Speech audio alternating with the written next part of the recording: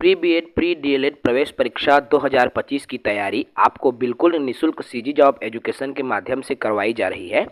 इसी कड़ी में आज हम टॉपिक नंबर 5 पर बात करेंगे। आज का हमारा ये जो टॉपिक रहेगा शिक्षक की भूमिका। जी हाँ, बहुत ही महत्वपूर्ण टॉपिक है। इस टॉपिक से 1 नंबर के आपके शिक्षण अभिरुचि में प्रश्न पूछे जाते हैं। तो डिटेल्ड चर्चा करूंगा, एक एक करके तमाम जो बिंदुओं पर चर्चा होंगी। साथी नए हैं चैनल से जुड़े रहेंगे, क्योंकि जो भी साथी प्री बीएड प्री डीएलएड की तैयारी कर रहे हैं, 2025 की तैयारी कर रहे हैं, हमारे चैनल से आपको बिल्कुल निःशुल्क तैयारी मिलेगी। चलिए टॉपिक शुरू करते हैं।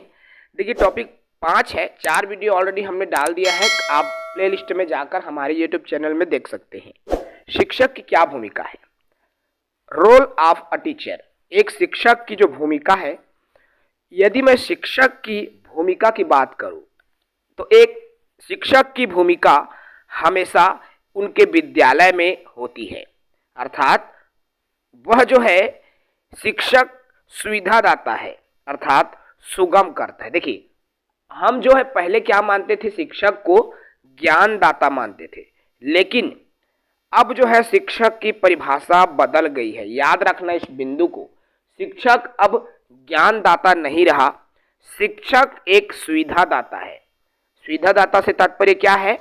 शिक्षक जो है बच्चों को सीखने के लिए सुविधा प्रदान करता है, उसके लिए एक रास्ता बनाता है सिर्फ। इसलिए शिक्षक की जो भूमिका है एक सुविधादाता या सुगमकर्ता के रूप में मानी जाती है। और इसको याद रखेंगे, ये वाला पॉइंट डायरेक्ट आपके ऑप्शन में पूछा जाता है, तो इसका उत्तर आपको पता होना चाहिए।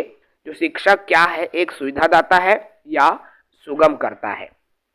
अगला है, ये एक नेतृत्व करता है। देखियो, एक जो लीडरशिप एक शिक्षक का है, अर्थात बच्चों के बीच में जो नेतृत्वकर्ता का गुण एक शिक्षक निभाता है। इसी तरह से शिक्षक जो है मार्गदर्शक कहलाता है। मार्गदर्शक मतलब बच्चों को उनको सही राह दिखाने का कार्य किसका होता है? मार्गदर्शक का होता है। और बच्चों को सही राह दिखाता कौन है? तो आज के परिवेश में एक शिक्षक ही है जो बच्चों को सही राह दिखाता है, उनको सही दिशा में ले जाने के लिए अग्रसर करता है। इसलिए एक शिक्षक को मार्गदर्शक के तौर पर माना गया है। इसके अलावा शिक्षक एक परामर्शदाता है। वो सिर्फ परामर्श दे सकता है, सुझाव दे सकता है। इसलिए आज शिक्षक को ज्ञानदाता नहीं माना गया है, बल्कि ये 4 बिंदुएं, ये 4 पॉइंट, कोई भी पॉइंट आपको एग्जाम में डायरेक्ट पूछा जा सकता है। बिल्कुल कॉन्सेप्ट दिमाग में रखेंगे। तो शिक्षक क्या है? शिक्षक की भूमिका में शिक्षक सुविधादाता है या सुगम करता है, शिक्षक नेतृत्व करता है, शिक्षक मार्गदर्शक है, और शिक्षक क्या है? परामर्शदाता है। ठीक है। जब बात आ रही है शिक्षक की, तो आखिर ये शिक्षक हम किसको बोलते हैं? तो एक शिक्षक, देखो शिक्षक वो है जो हमें कुछ न कुछ मार्गदर्शन देता है, परामर्श देता है, हमको आगे बढ़ाने का कार्य करता है, अर्थात स्वयं जो है अध्ययन करता है और हमको प्रमोट करता है। ठीक है, वो है शिक्षक।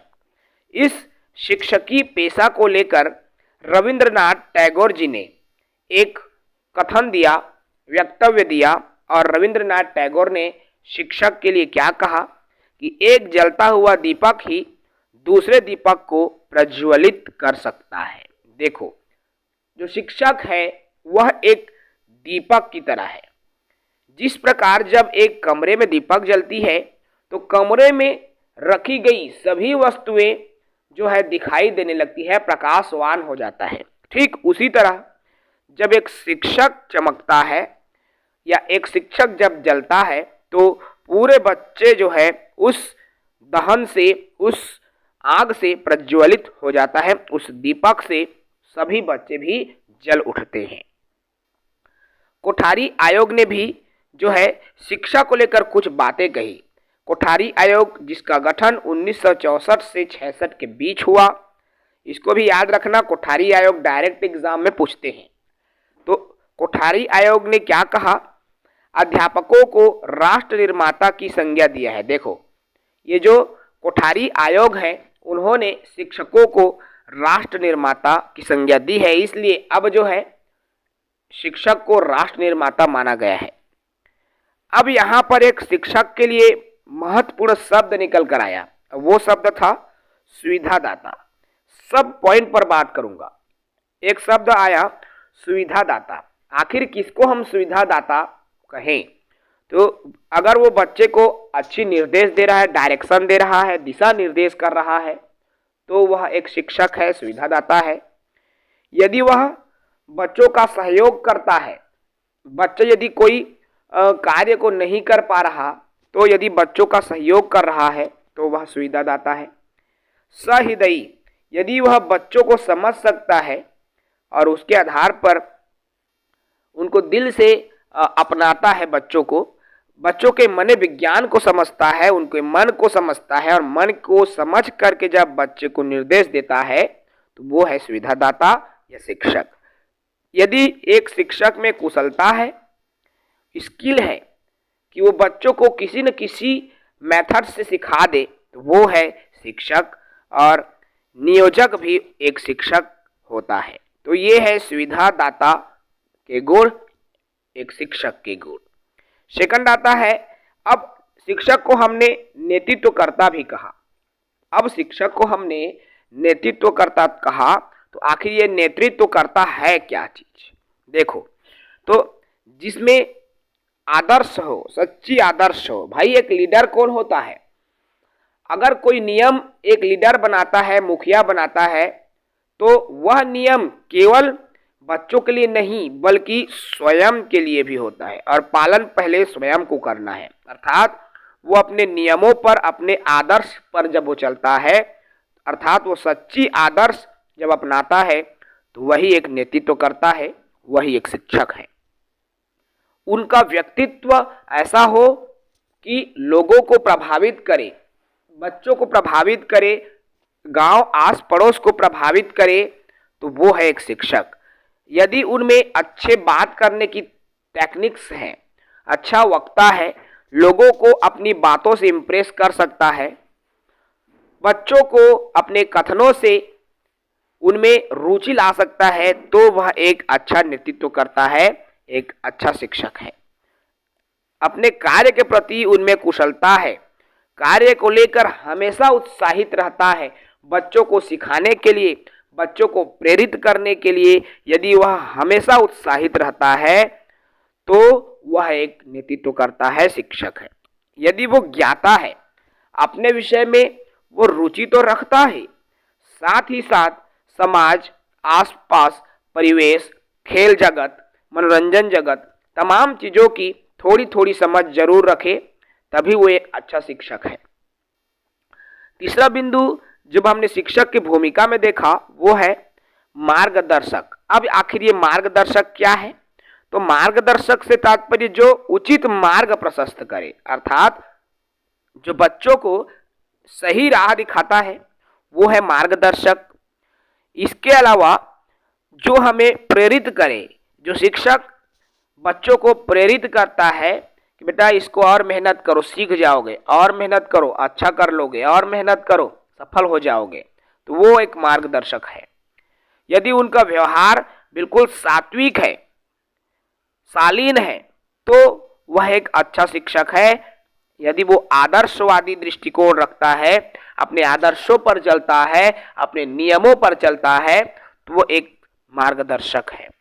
वो ज्ञाता होता है, विषयों का ज्ञान है, उनका व्यक्तित्व प्रभावशाली है और एक अच्छा वक्ता है।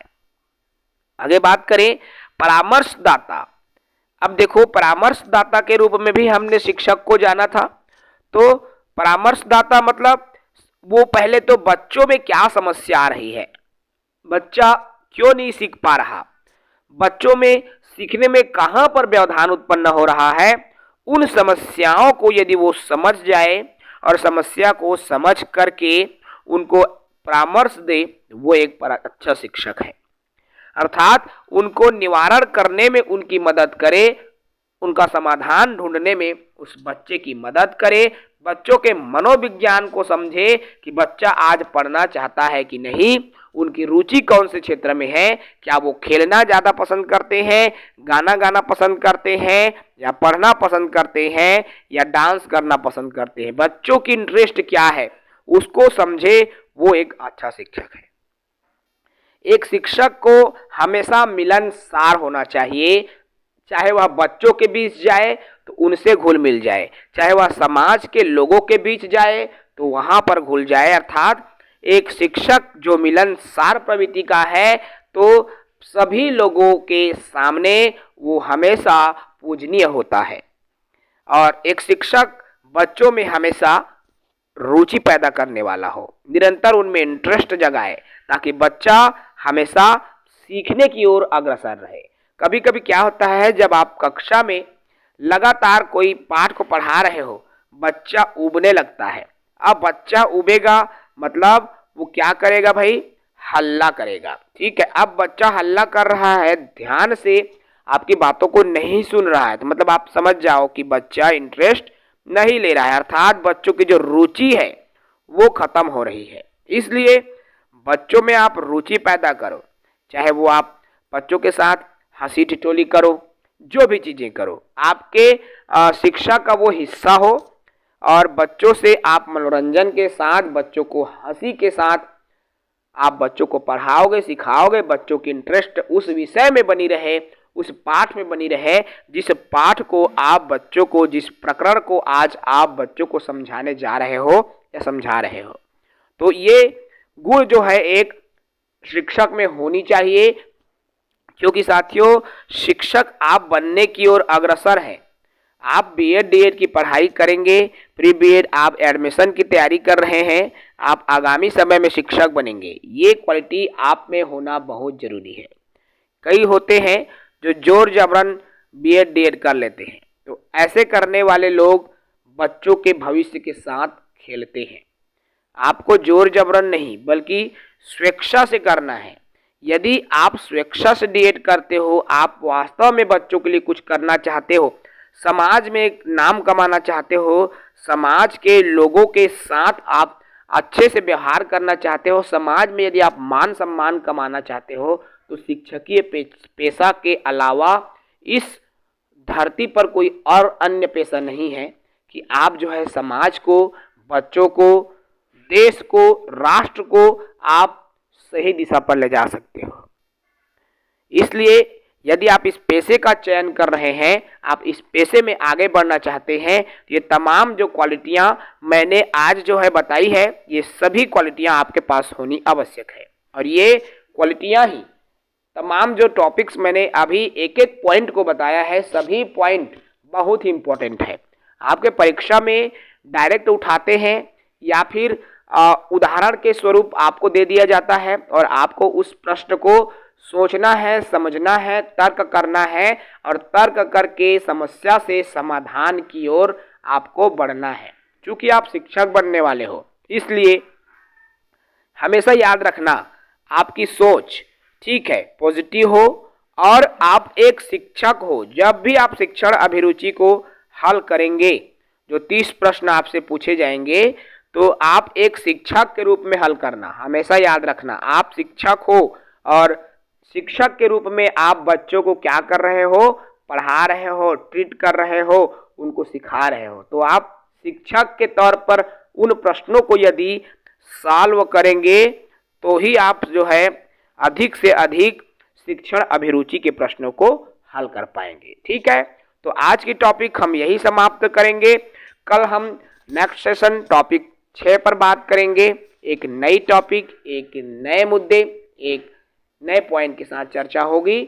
साथ ही नए हैं, चैनल से जुड़े रहेंगे, चैनल को सब्सक्राइब करके रखेंगे। जय हिंद।